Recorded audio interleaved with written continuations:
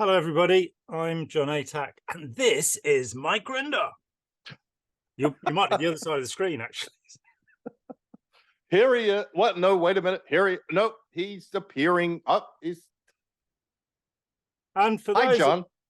hi, Mike. For those of you who don't know, Mike's a good friend of mine, and I won't hear a bad word against him. Okay, so you be careful in the comments section today. And for those who don't know, and Mike is pretty well known and celebrated, I think, as he should be. He's the author of a wonderful book called A Billion Years, and he didn't actually spend a billion years in this organization. It just felt like it. Right. Well, I'm still fulfilling my commitment, John. Yes, of course. I'd forgotten about that. To follow and uphold command intention. Is that it? There we go. There we go. Achieve the aims of Scientology. Yeah, a world without war, insanity, or money. Well, actually, I have a new aim: a world without Scientology. Yeah, that sounds like a very positive aim to me. Oh, dear. So, you spent far too long in Scientology. You were, I think, what, 6 when your mum and dad got into it, and you were 18 when you joined the flagship Apollo, and had lots of adventures, which are very well detailed in your lovely book, which everybody should, by the end of this, rush out and buy it if you haven't already. And yeah, don't leave now. Yeah, stop. Don't put us on hold. And it is a peculiar thing. We've come to know each other reasonably well over the last couple of years, and we're good friends. You know, it's that simple. Yes, we are, and I think this is mutually true. We enjoy one another's company and enjoy one another's knowledge about the subject, which is always the subject of our discussions. Although things weren't always that way. And our first encounter was when I was in the Office of Special Affairs with one Warren McShane from Religious Technology Center, traveling to John's home in Nottingham and seeking to intimidate him into stopping his attacks on Scientology. That was a very sort of strange encounter. As anybody who knows John probably would guess, he wasn't really receptive to the strong arm tactics that were attempted. It was when we finally got to have the meeting, it was short. It was very short. Not sweet. Yeah, my lawyer had, without telling me, had made some financial offer whereby I'd be willing to shut up if I was given however many millions of zlotys or whatever the currency was at the time.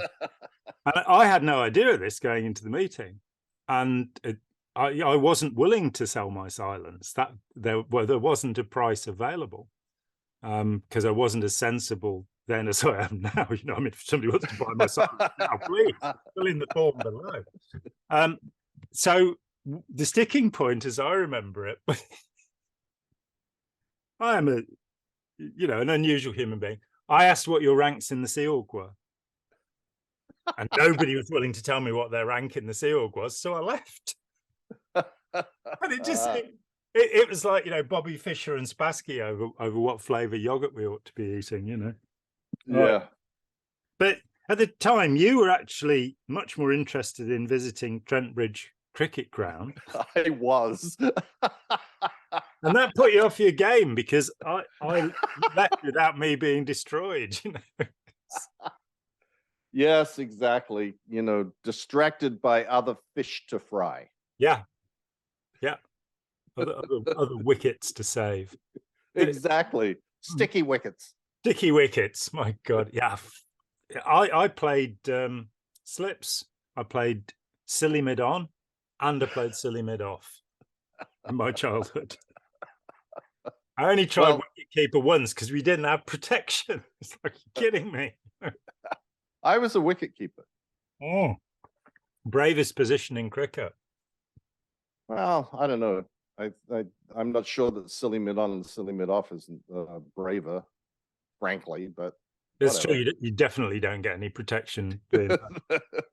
Oh dear. But so, the confusion that people seem to have, this keeps coming up. The first thing is that you've got to abjectly apologize to everybody who you've annoyed. And can we just say that Mike's very sorry and he's not going to do it again? And he was a very naughty boy and he's not. Well put, John. Well put.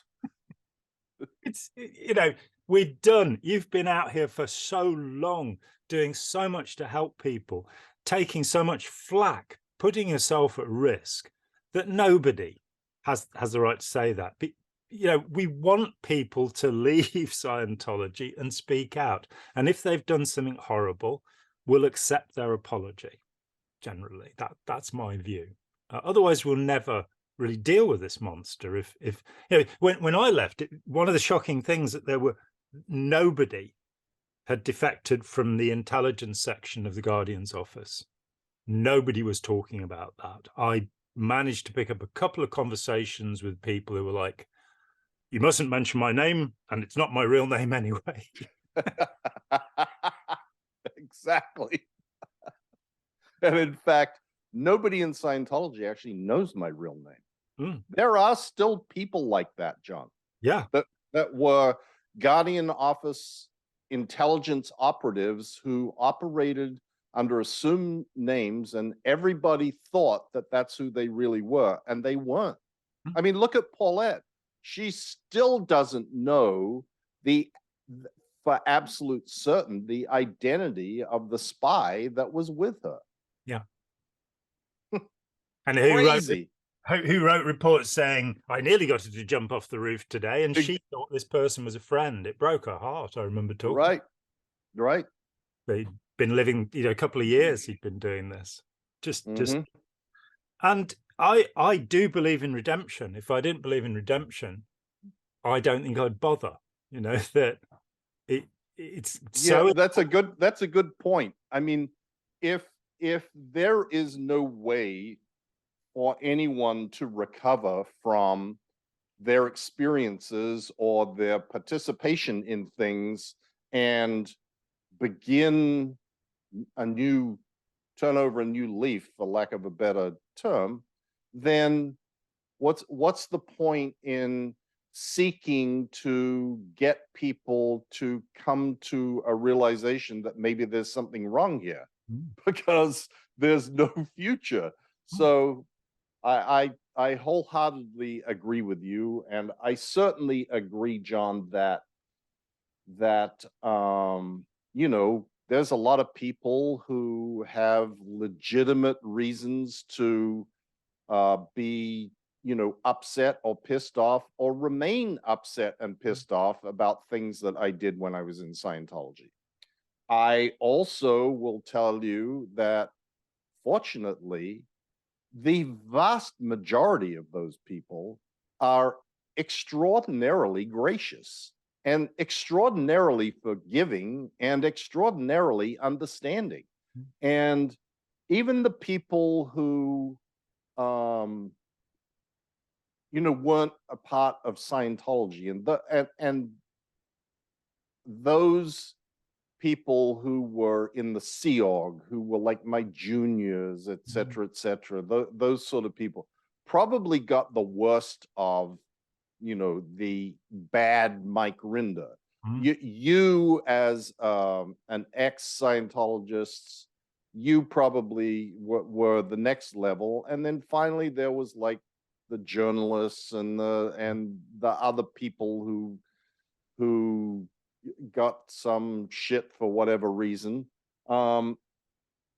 Funnily enough, the vast majority of those people, like even in the media, people who have absolutely no reason to be forgiving, they never had any experience in Scientology themselves. They didn't understand, you know, you can sort of get the mindset that gets inculcated into people in the Sea Org if you were in the Sea Org, or the mindset that gets inculcated into Scientologists if you were a Scientologist. Even just the idea of the greatest good justifying all sorts of bad things, etc., etc. That if you weren't a Scientologist at all, you know, why would any of those people have any understanding whatsoever of what may have been going on or motivating someone like me or the other people who may have abused them in some fashion? And yet, 201, those people are incredibly forgiving and understanding, you know, and some of them have become very dear, just like you have become a dear friend of mine. John Sweeney has become a very dear friend of mine, and, you know, flew all the way to the United States to come to my wedding. And how crazy is that? Joe Childs and Tom Tobin, you know, people who I spent years battling with in the media, and Joe Childs is just one of the nicest, most decent, careful, intelligent people that I know. And I thoroughly enjoy having coffee with him every time we manage to get around to it. So yeah, it's a subject that comes up because there are some who are still out there sort of agitating about it. And I don't know that those people can ever really be satisfied. I'm sure that no matter what happens, there would still be a reason that something wasn't to their satisfaction. But for the most part, that's just not the case at all. Everybody in this WOG world is so in general terms so forgiving and so nice and supportive. It's quite amazing. Yeah, and it's wonderful to know that you know, when the world seems grim and dark, that there are only a relatively small number of utterly horrible people, and among that number of utterly horrible people would be Lafayette Ronald Hubbard. And we have this interesting, I mean, just a reflection on what you said about being in the Sea Org, to understand being in the Sea Org. I was in Scientology for 9 years. I was not traumatized. I was not humiliated. I was not abused. 2 times people shouted at me, Sea Org members. I shouted back. One of them then had to be restrained from punching me, but, you know, he was restrained. And I had such a comfortable time that I almost have survivor guilt. You know? Then something happened to me that introduced me to the mindset of the Sea Org. Because from the outside, I'd seen it a lot, I'd studied it a lot, I'd interviewed a lot of people, I'd heard awful things about 6 months on rice and beans and, you know, being chucked overboard, and just the usual everyday horrors of being a member of the Sea Organization, the elite group on planet Earth. And I then I went on an intervention, a formal intervention. It was the first one I did in 1991. And I was sleep deprived for 4 nights. Now, I have a funny sleep cycle. I have a delayed sleep wake, so I normally sleep from 4 in the morning till noon. What happened was I had 4 nights with only 3 hours sleep. And I suddenly got it that if you just put that pressure on people, if you don't give them an appropriate diet, if you bully them and shout at them, you're never actually, in Ron Hubbard's terms, in present time. You're always, you know, just struggling to be there and to do something.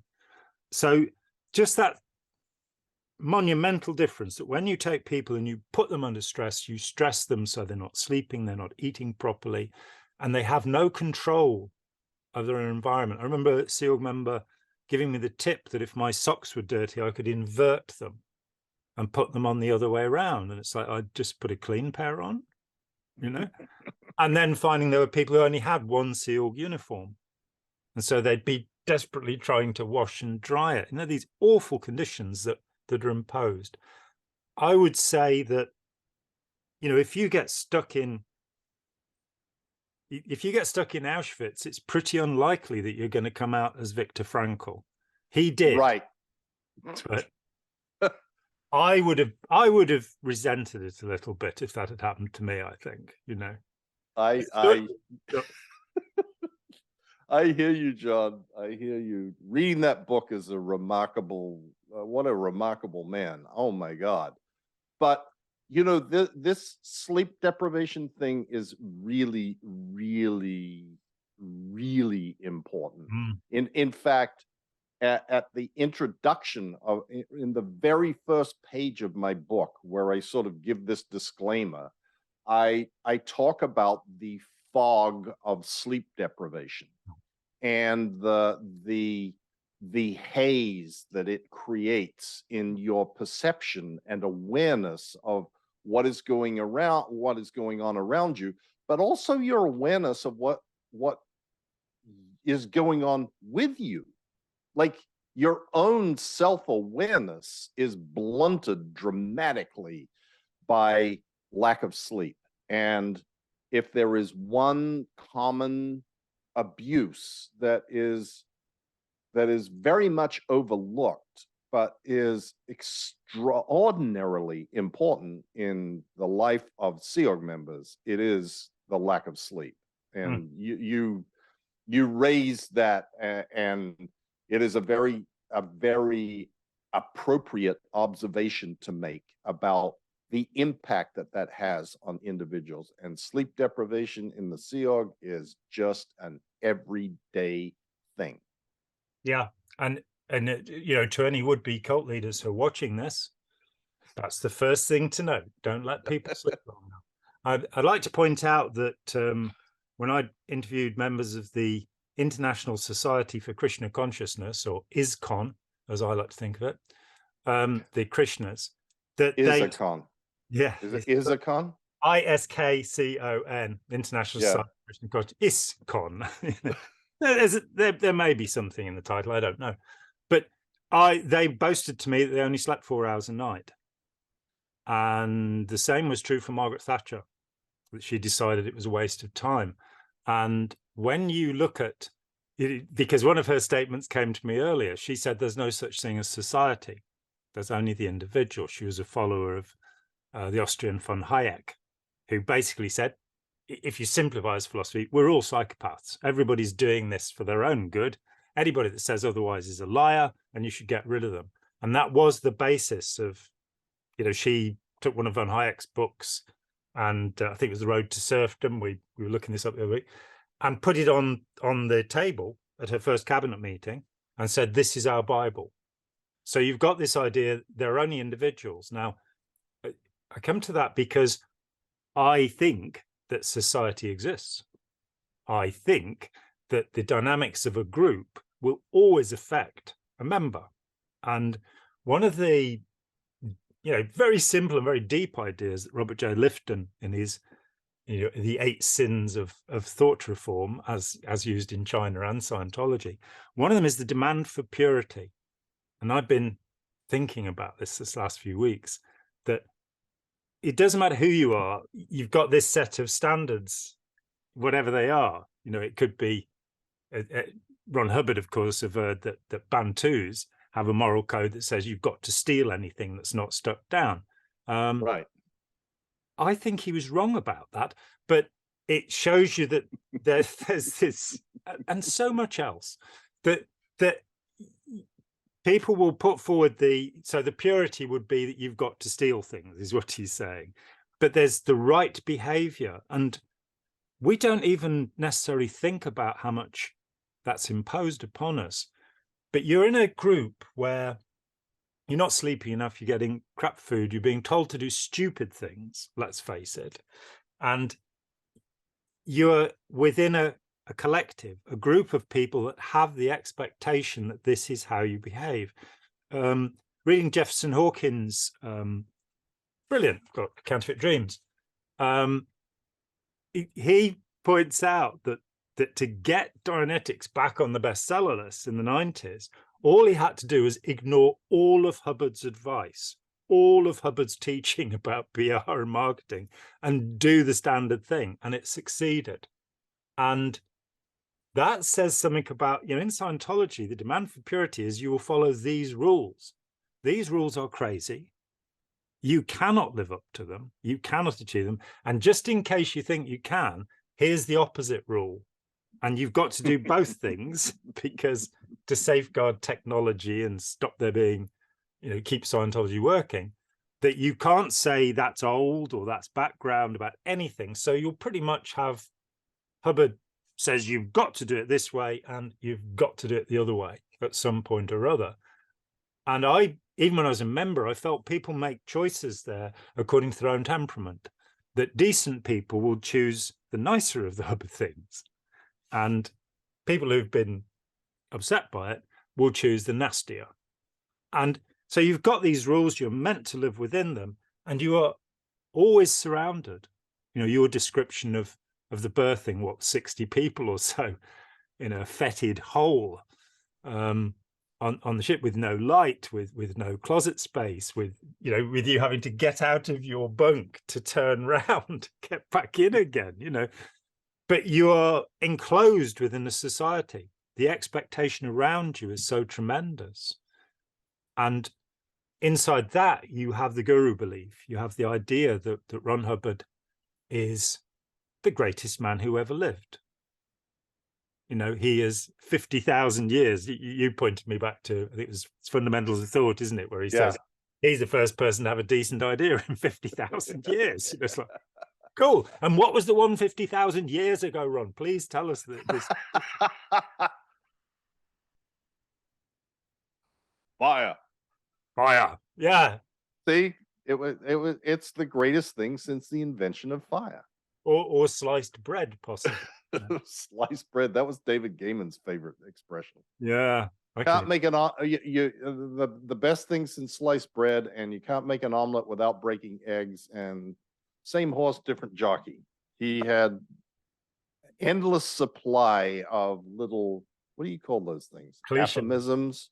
Yeah. I mean, I don't know what they are. Platitudes. There's a good word. Platitudes. Platitudes. But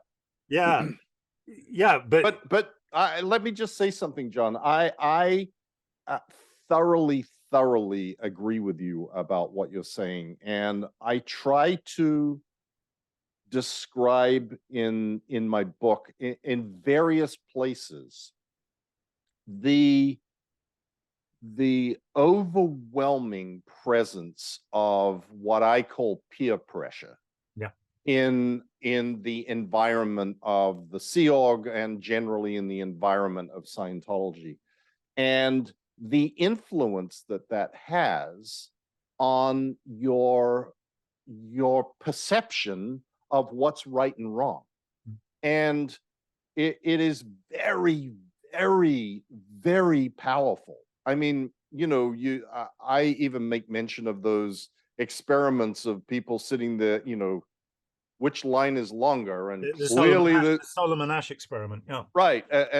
Clearly that one of them is longer than the other, but if every other person in the room is saying it's the short one is longer, then the vast majority of people feel like there must be something wrong with their perception and them, and so they go along with what everybody else says. And this is this idea that there is something wrong with you is so pervasive in Scientology. It is perhaps, the biggest single element of Scientology grip and control on people. It is not just peer pressure, it's also the fundamental principles of Scientology and Hubbard's, quote, technology. Everything is what you cause. So everything that is bad that is happening to you is because of something you have done, or your evil purposes, or your PTSdness, or what it, like there's so many different methods of arriving at exactly the same point in Scientology. And that point is you are wrong and it is your fault. That's exactly right, John. And this is this is like so pervasive in Scientology. I have some experience with other cults, Jehovah's Witnesses and Nexium, and they all have elements of this. Nexium in particular, like Keith Raniere refined a lot of Hubbard's, or stole, or used, or whatever word you want to use. A lot of suppressives. He even has suppressives. Yeah. Oh, John, the parallels are amazing. I mean, I know some of those people pretty well now. And there is even more to it than meets the eye, or what people might have seen in watching The Vow. It is pretty astonishing. In any event, this idea that your perhaps what you would call better nature, or your inclinations, or your personal morals, or whatever, that is what gets eaten in Scientology. That is what gets eroded, corroded, and stolen from you, and stolen from anybody who participates, by reason of this sort of pervasive, it's all you're wrong, your fault, you are the one to blame for whatever bad thing may be befalling you, or even down to, well, this food sucks. Well, what did you do to pull that in? Yeah. Why are you failing to change conditions in your environment? How come you can't be cause over your what you're being fed? Like it's almost crazy. And to look back and go, yeah, wait a minute, I got suckered into that, and I believed all that shit wholeheartedly, and it was something that seemed to make so much sense, because there is some fundamental rightness about the idea that you have personal responsibility. I mean, personal responsibility is not a bad thing. And the concept of being responsible for your actions and the results of your actions is a sort of a noble thought, and something that everybody can agree with. But when you take that to the extent that it is a completely black and white, like, you're responsible for everything, Hubbard's responsible for nothing. If anything shitty happens to you, it's your fault. It wasn't what he did to you, or taught, or anything, or the organization did. Yeah, they beat, I mean, there's some really classic stuff, like David Miscavige goes around beating people up, myself included, and the thought of the people and those around them is, what did you do to cause him to beat you up? Like, literally, that is the thought of a Sea Org member. What did you do to cause the upset with COB that he felt the need to physically assault you? How nuts is that? That is a microcosm of Sea Org think. Yeah. And it's I mean, if we go back to Dianetics, Modern Science of Mental Health, or Mental Science of Modern Health, depending how we think about it, that he says this thing in there: if you knew what was wrong with you, it wouldn't be wrong. And there's a little trick. So, and from then on, what's wrong with you is, as I remember from that book, that you've got file clocks in your head, and demon circuits, and all sorts of things that we'd forget about later. But you have this monster thing, the reactive mind. You have this agent inside you that controls you, and you know nothing about it, and we're going to teach you about it if you give us a huge amount of money. And something similar is happening in so many groups. You are possessed by a demon or body, Yes. whatever you want. There are psychotherapists who will tell you that you have these unconscious urges that are emanating from your id, maybe, or your super ego. And while these things can be useful metaphors for understanding yourself, they're not in fact true. Neuroscience has yet to find the id or the superego. They do not appear to exist. Even this concept of the unconscious mind, which I don't like, we have unconscious processes. There are all sorts of things happening in the autonomic nervous system, and we do have that stuff in the back of our mind, you know, where you remember that you didn't put an attachment on the email 2 hours after you sent it.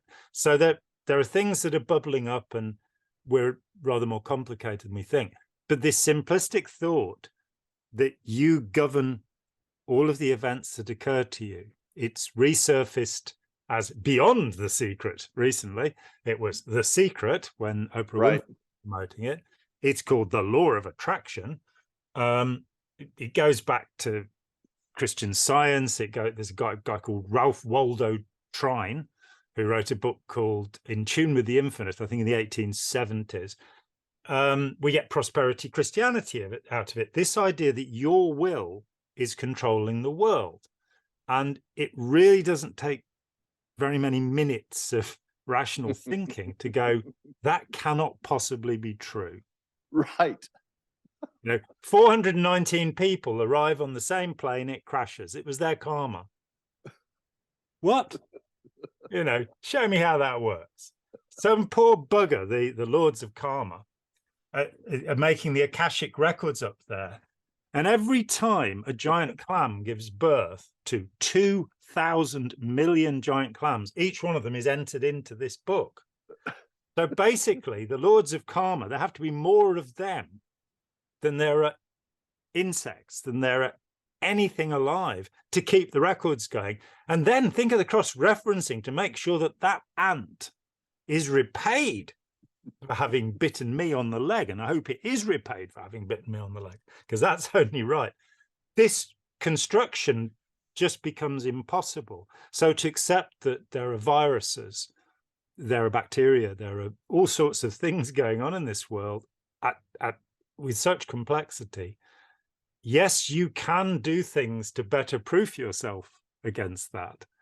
But in vulnerability, which seemed to be Ron Hubbard's goal, he didn't quite achieve it, I don't think, and nor did anyone else around him. Well, yeah, but he was pretty close. I mean, just look at how he ended up. He was like in such great shape. He was. I mean, he had achieved the state of being 3 feet back of the body. Bus. 3 feet back of the bus. Yeah, I was doing that. I think it was in Shelton the other day that it was like, you know, the whole purpose of Scientology is to get you out of your head. No, laugh. The whole purpose of Scientology, Chris, is to get you out of your mind.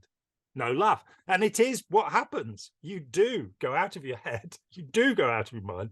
And would it be better to drive a car from 3 feet away from the steering wheel? I don't understand the logic of this. You know? But it is that ludicrous that when you reduce it, that he's promising something he hasn't got. The Buddha said, you should not teach enlightenment unless you're enlightened. It seems such a simple idea, you know. And Ron Hubbard is like so far away from a perfect or even a decent or a reasonable human being. And that brings me to the idea of charisma, which I looked it up on Wikipedia, so it's not that I know anything. On the one hand, you have the theological idea of charism, which is that the Holy Spirit reaches down and touches you. You will see this in living action when Charles III is crowned, because the Archbishop of Canterbury will put a dot of charism on his forehead. Right. Unction, oil. Yes. And that at that moment, even though we don't believe in the divine right of kings and chop Charles I's head off for it, still secretly we do believe. So he will become charismatic at that point. and he'll be able to cure scrofula by touching people if the king's palsy, apparently. And what the fuck is scrofula? yeah, well, apparently it used to be a problem. Yeah, I know you know. But it's some kind of skin disease, isn't it? Oh, I have no idea. Doesn't sound very nice, does it? It doesn't. It sounds like something that makes you itch in the nether regions. In the Netherlands. Yeah. It's probably been completely cured because there have been so many British monarchs, you know. Oh, there you go. But Queen Elizabeth probably did her bit. Oh, she was brilliant. Yeah. Especially with Paddington Bear. I thought that was very good. Yeah, the whole Harry and Meghan thing. I watched all of that. I thought it was brilliant. I thought it was like, you know, here these people have been totally trashed by the media in Britain, and here they are going, no, this is what happened, and they show you bit by bit. I know. I watched the same thing. There's a lot of people here in the United States, oddly, who are like, oh, Harry and Meghan, they're such rotten people, and they're this and they're that. I'm like, you know, you should probably watch that documentary because, you know, it just seems that perhaps the media, the tabloid media in the UK, isn't like the perfect conveyor of truth. And I have no experience with this, and I have absolutely no experience with, you know, online smear campaigns or, you know, the whatever. Let's not get off into that because it's just ridiculous. I applaud his commitment, A, to his family, and B, to exposing what is so clearly and obviously what really happened with the media. And I empathize tremendously with him, given the circumstances of his mother's demise. And then now he starts re-experiencing it with his wife. And like, you know, I don't know what took him so long to get the fuck out of there. You know, honestly. So whatever. Anyway, we were talking about Hubbard, so let's get back to that. And the notion of charisma, and you know, the question that arises from those documentaries is, why have we got the royal family again? Right? Oh, they bring in lots of money in trade. It's like, yeah, okay, fine. But, well, it's so that there is a titular head of the Commonwealth, John. Yeah, the Commonwealth of nations that, like, just go to Australia and see how much deference they pay to the. How much deference they pay to everybody in Australia. Let's face it. Oh, whatever.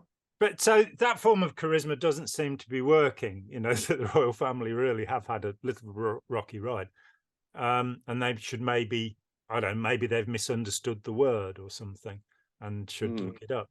The other form of charisma, the word apparently is cognate with the word charm. They come from the same place. And I think that's what we're talking about. And if we look at Hubbard, that he is this perverse character, having, you know, talked with, I don't know, tens and tens of people who worked with him or who met him from the outside. So you see, say, John Fort's take on, you know, when he was in Corfu as a British consul, watching Hubbard chucking people overboard into the harbour sewage. You know, it's like, he thought that was a bit odd. That this,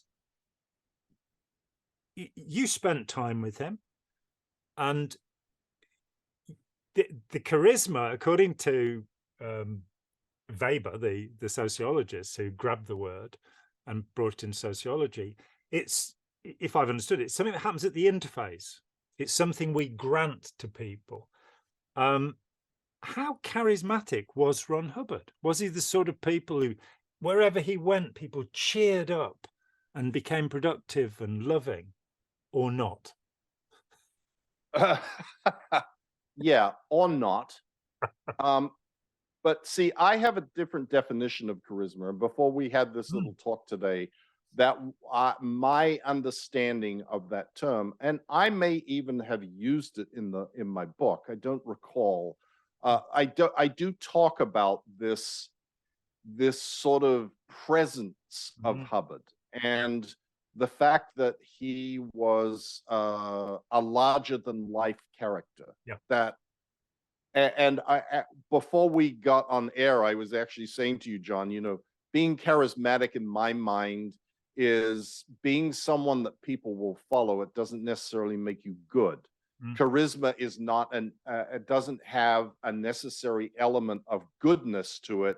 It has elements of being able to get people to listen to you or do what you say or be interested in you or in some way attracted to your shtick or your personality.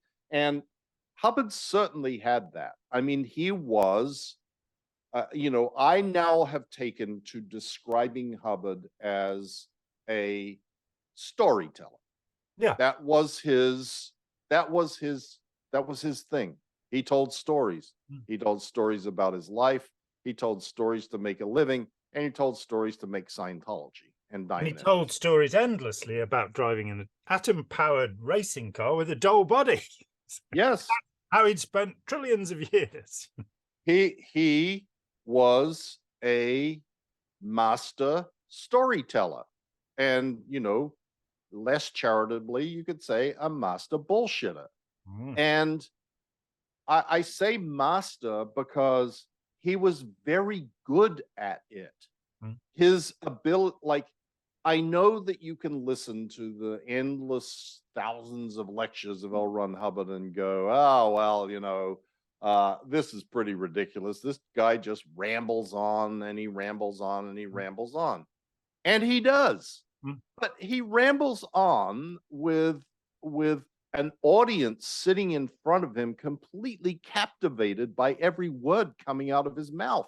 Yeah. I know it's easy now to go, yeah, but the guy was a bullshitter, all the work that you and Russell Miller did of really exposing his proclivity to lie about the stupidest things from the age of 2 has given a different perspective. But if you were one of the people sitting in the audience at the Philadelphia doctorate course, and he is going on about the most bizarre shit in the world and telling anecdotal stories and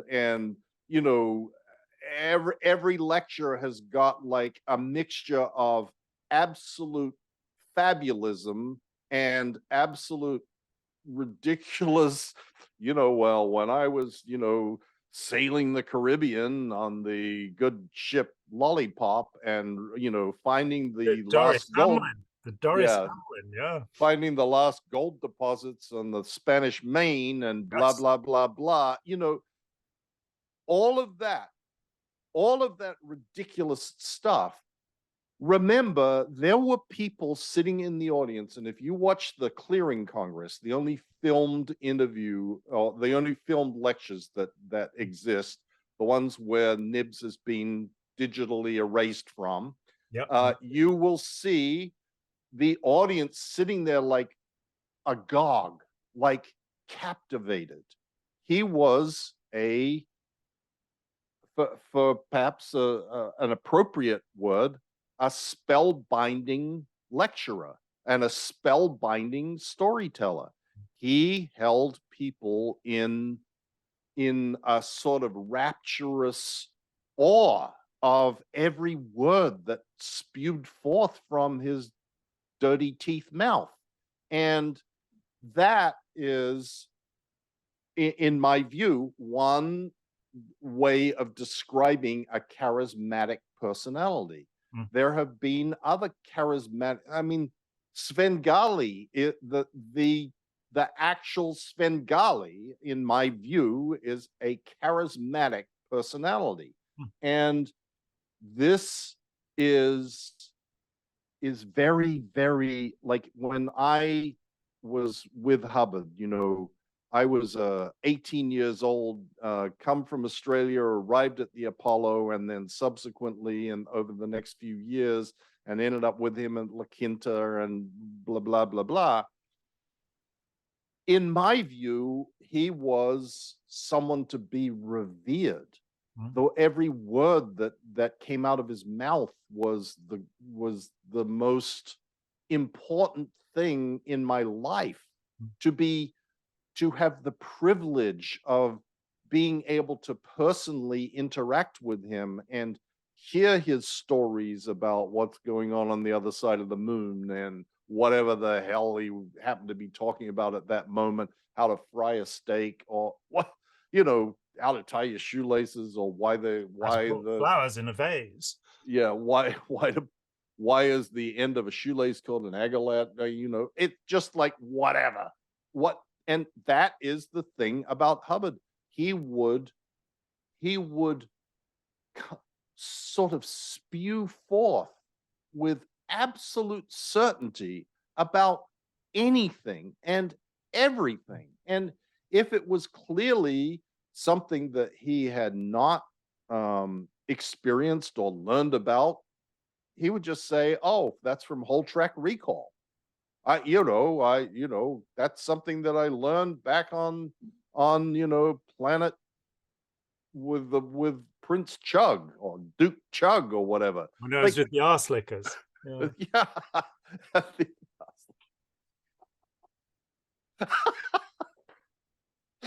Yeah. Yeah. I often wondered.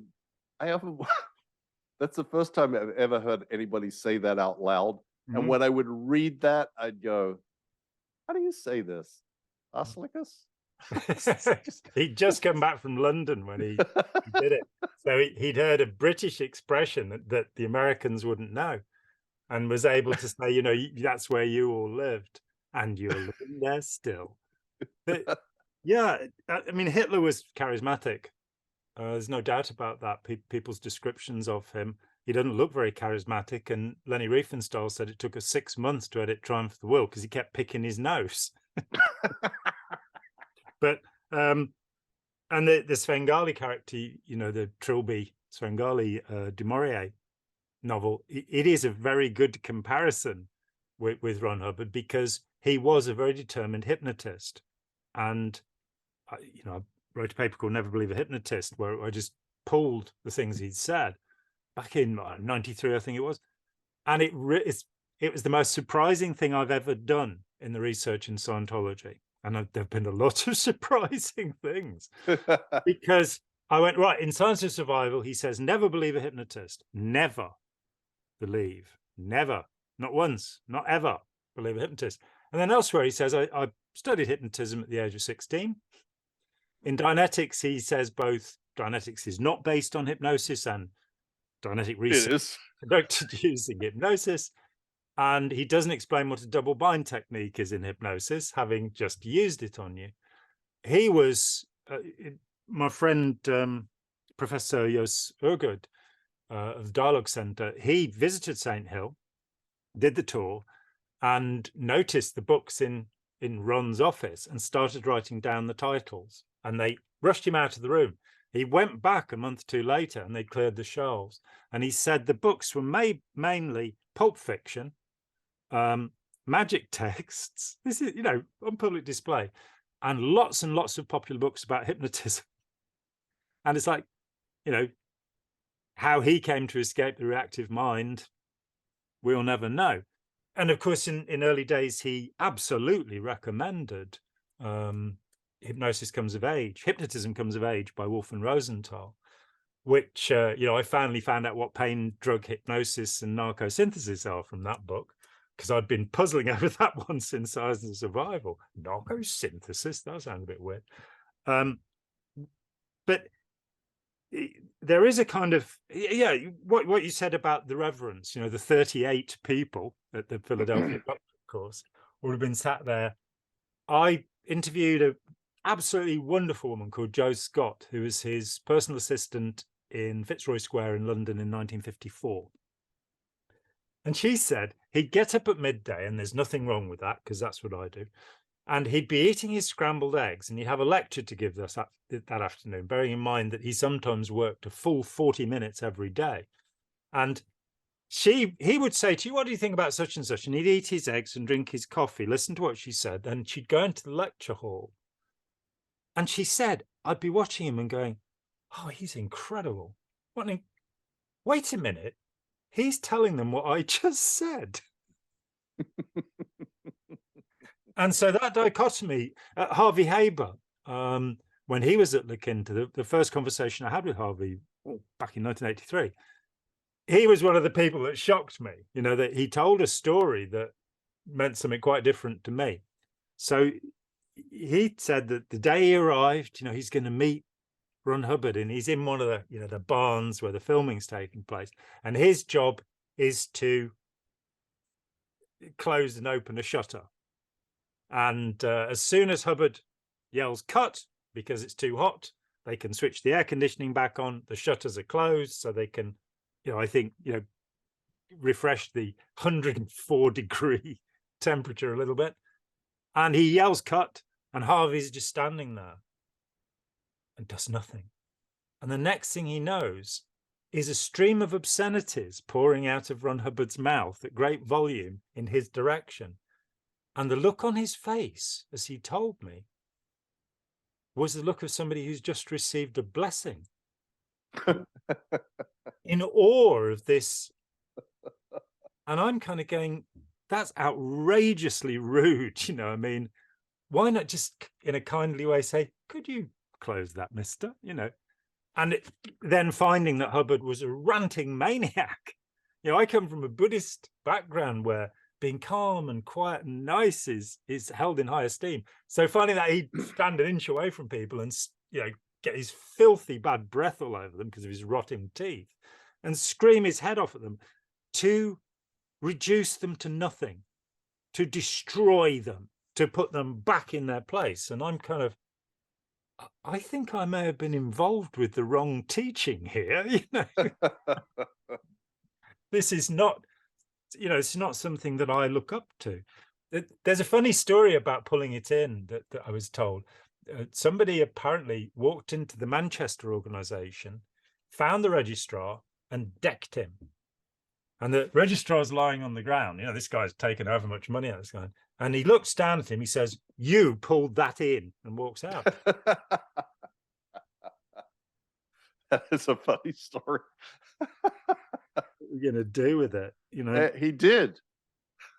He did. And it puts us in this awful, what was the first overt, and how are we ever going to stop this bloody thing from happening? Oh, dear.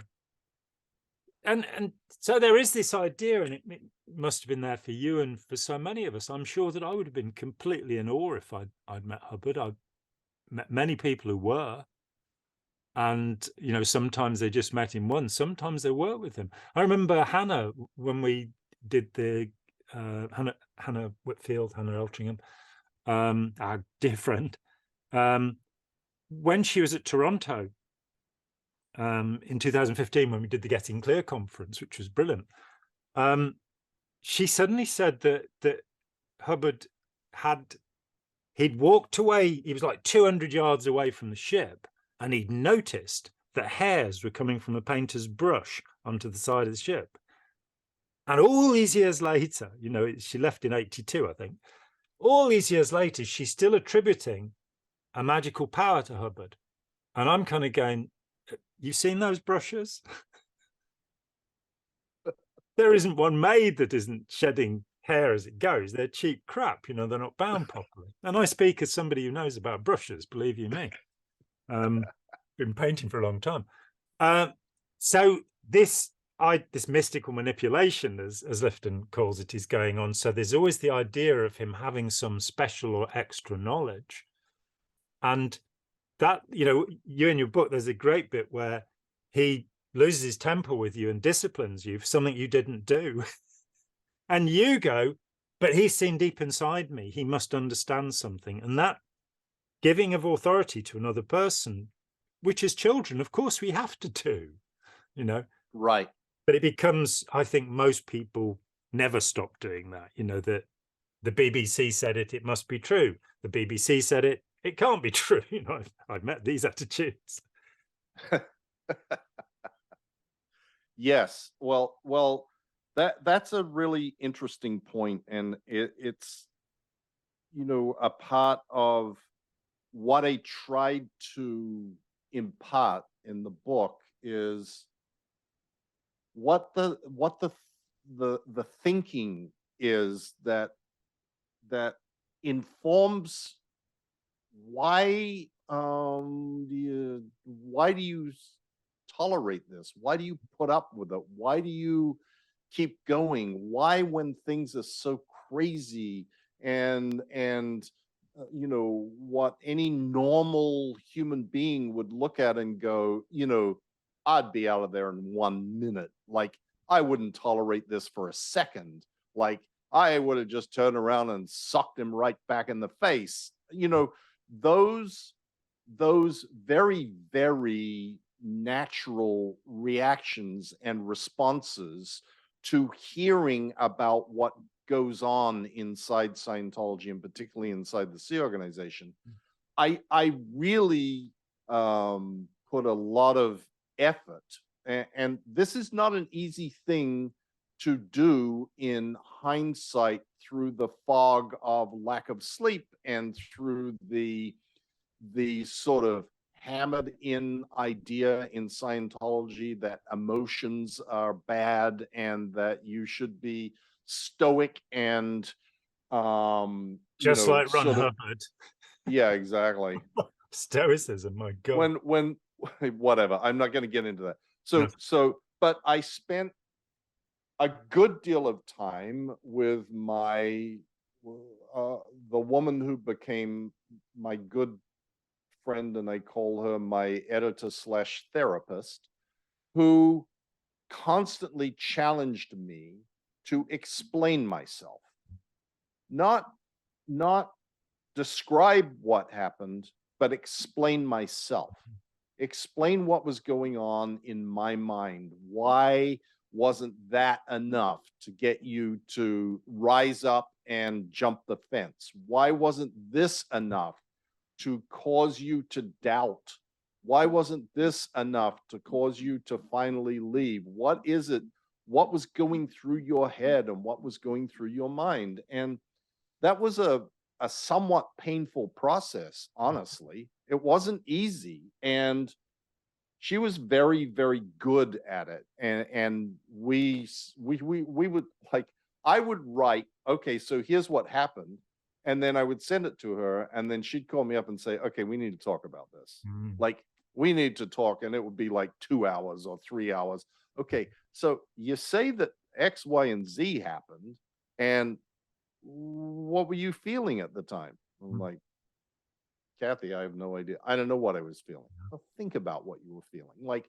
Like describe for me the circumstances that were going on here, and what were all the factors that were at play. And through that process, I came to kind of at least make my best effort to describe and answer that question that everybody who has never been in those circumstances always asks. Yes. How is it that you, who seemed like a sort of a generally an okay kind of guy, could have turned into a monster? And why would you tolerate and put up with the level of abuse that you did?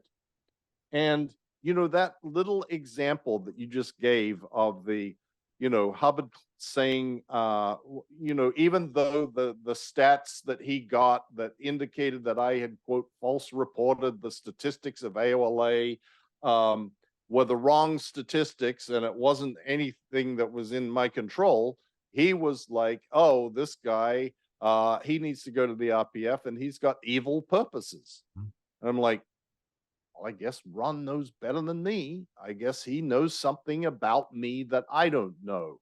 Like, he knew that I had a reactive mind and I didn't know that. He knew that I was a Thetan and I didn't know that. He knew, like, this magical thinking is very, very pervasive. And the idea that Hubbard has this all pervasive knowingness about everything, and in particular about you, if you are in direct proximity to him, is an extraordinarily powerful control mechanism. And I shuffled off to the RPF for something. I mean, and I gotta say, I also mentioned in there, at that point it was kind of a relief to go to the RPF, believe it or not. The pressure of doing what I was doing at that time and holding down, or trying to hold down, the amount of different things that I was being told I was responsible for, and sleeping 4 hours a night, and being like always constantly in trouble.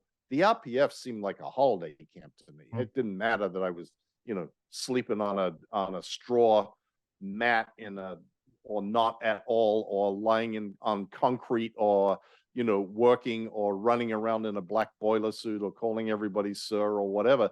All of that was like, yeah, but I don't have any responsibility. Nobody's giving me shit for anything. I'm like, the most shit I got was, well, you didn't empty the garbage can properly. Okay, well, I'll go do it. Anyway, that you touched upon something that is, again, a microcosm of this bigger picture of, to some extent, everybody in Scientology operates on that principle, that there are things that Hubbard knows and understands about me and about what's wrong with me, that I probably haven't yet paid enough money to find out what that really is. So I will just keep going until I get there. I'll keep earning my money and handing over my checks until I get there, and then maybe I'll understand. And one of the first things that I really got after I left Scientology, I can't remember who I was reading, but they made the statement that in an authoritarian cult, there will be a degree of gibberish spoken by the leader, and the followers will go, "Oh, I'm not advanced enough yet to understand that gibberish." And speaking of Xenu, yeah, when you tricked me into reading History of Man so we could talk about it, it was the most grueling thing. It's only 90 pages, but it is such. And he's wandering all over the place. Your last 60 trillion, 73 trillion, 76 trillion. I mean, talk about truth is the exact time, place, form, and event. oh dear. Possibly the identities of those involved, which he doesn't want to include in his definition. But there is another aspect to it, which people don't necessarily, if we just say, well, look, charismatic leader, you believe what the leader says. Look at all the Russian troops who are torturing and interrogating Ukrainians to try and find the Nazis, because they've believed this insane construction that this Jewish stand-up comedian, who's, I don't know what his act was like, but he's done a pretty good job as a national leader over the last year. That this Jewish, did I say Jewish, comedian is the head of the Nazi party in the Ukraine, and I have a few problems with that. But there's something else that happens in Scientology that is very special to Scientology, and that outsiders don't necessarily fully get. And that is the amount of, you said, you're not meant to have emotions. You're not meant to feel anything. There's human emotion and reaction, H, E, and R. There's blame, shame, and regret. There are all these things off there, that emotions, this really nasty sort of stuff in some way. And I really got it. I did TR coaching with, he was Bette Midler's husband. I can't remember it, Martin von Hasselhoff or something, Hassel something. And he was brilliant. He was really amazing. It was great spending a day with him. But there was nothing I could do to get a reaction out of him in training routines. It's the only time that ever happened in 9 years. I could always get something to laugh or respond. Nothing. And I realized it's because he was a professional actor. And so he'd learned this skill of just not reacting. Right. Later, as I gradually thought about this, I went, in Scientology, we were trained to pretend emotions. We were trained to find a point on the tone scale, half a tone or a tone above somebody or below somebody, to manipulate them into another emotional state. Now, I never once used the thing about taking somebody down emotionally, and I didn't find people's ruins or that kind of stuff, because it just seemed icky to me. It just seemed like a wrong thing to do. And it was very easy talking people into coming and, having a free personality test. So I didn't need to do any of that nonsense. A bit like Jefferson Hawkins, really. I just didn't apply the tech because it didn't work, didn't seem good. But that thing of mimicking emotions, it made me think of another actor, Peter Sellers, who Stanley Kubrick called the greatest actor in the world.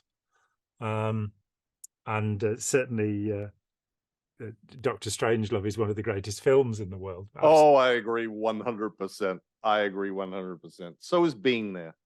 Oh, yeah. And what a shame he didn't have the heart surgery that he was lined up for, and made the move being there instead and died. Such a great actor. But he said in an interview that he didn't know who he was, that he was an actor. He was somebody who filled roles. And that really resonated with me as I looked at Scientologists and said, let's all play pretend. Let's all pretend we're enthusiastic. And as Jerry Armstrong, when I first met him in 1984, pointed out, the tone level of the Sea Organization is fear. I think terror might have been closer, but and then over the top of that, you've got this pretense at cheerfulness and enthusiasm with people who just, and if you've monkeyed with somebody's emotions to that extent, that they don't know how they feel anymore. Mm-hmm. And that's very true. That's very true. You're going to have to change, and it's going to have to be okay to be inside your body and, feel what you actually feel and express it. The amount of people who said to me that somebody they loved, particularly a parent, died in Scientology and they didn't grieve because they'd really believed this idea of, just pick up another body. They're just dropping the body. And 20 years later, 10 years later, the grief hits them. The tsunami that's always been there, always been inside, hits them. One of the many psychologically dangerous things that Scientology does in corralling people into wanting to become the supreme narcissist, second to the supreme narcissist in the universe, which seems to be the only point of Scientology, to make you, as my friend Mitch Beattie put it, smug. That he replaced the way to happiness with the way to smugness, and he replaced the state of clear with the state of smug. And it's so true. There's nothing there. The other aspect with Hubbard, of course, is that you think your mind's being read because he's an operating Satan. And I remember that, for me, the wall of fire was doing the wall of the OT3 and realizing that they don't know shit. These people don't know anything. I had Stephanie Ryburn, who'd run the Birmingham mission that I came in through. She wasn't there when I came in. She'd always treated me with disdain, it felt to me. She'd never used my name. I had long hair. I thought, she hates hippies. It's probably that. But she always looked sour, and she was a class 8 OT3. Wow. And it just so happened that 7 years on, and she never said a kind word to me. 7 years on, we're both in the waiting room having our OT5. And she says to me, and her OT3 was supervised and a class 8 course by Ron Hubbard. So somebody who might have known what it meant. Though whether it was Xenu or Zemu, we'll never know. But she came out with this big grin on her face. First time she'd ever smiled at me. She called me John. And she said, John, isn't it wonderful that Ron's come up with something that cleans up the mess that OT3 makes? And that was the point where I realized what the OT levels were actually about. Oh, dear. Oh, John. Oh. What time is it? It's probably time we wound up, really. Probably. It's always such fun, though,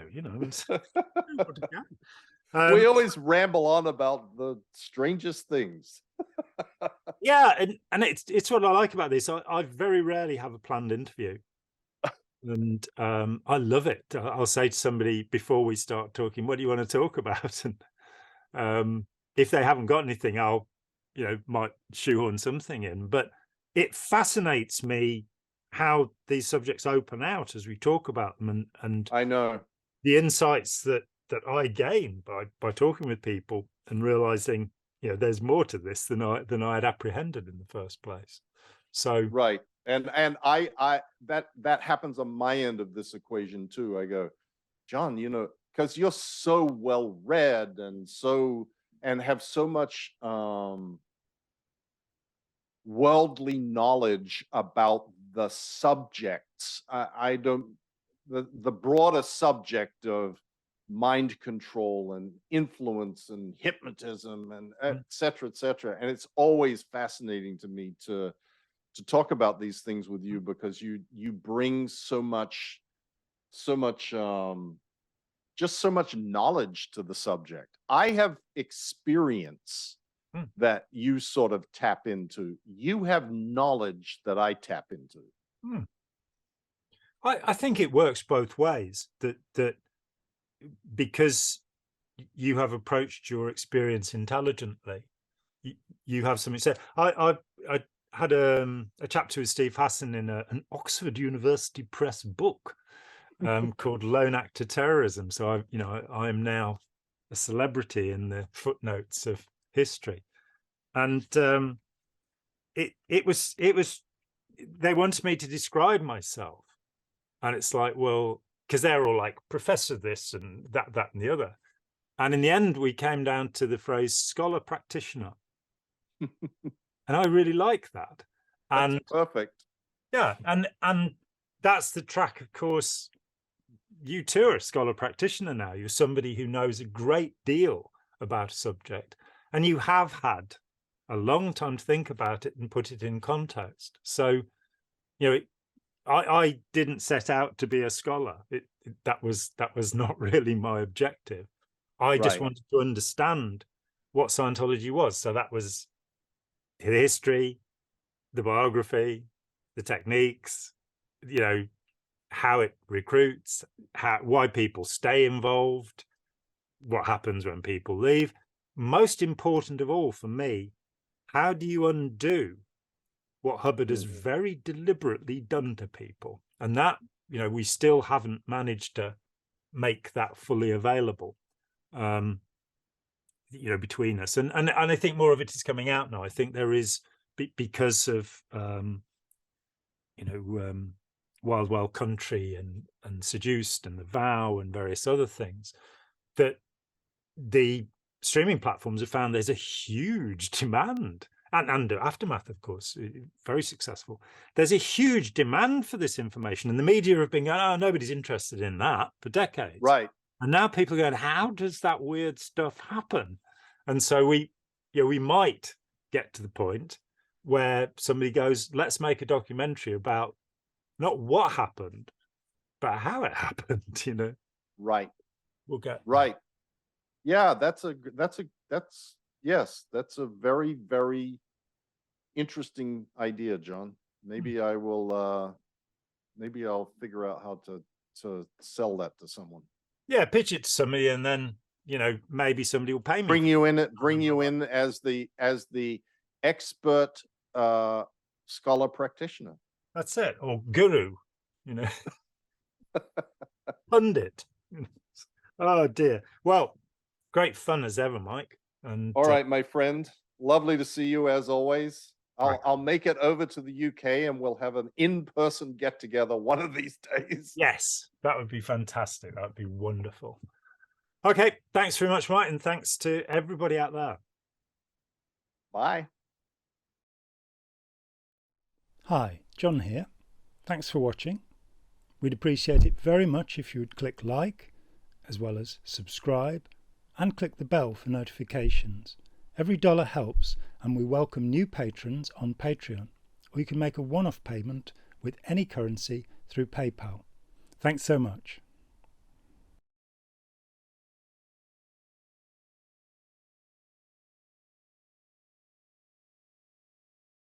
What time is it? It's probably time we wound up, really.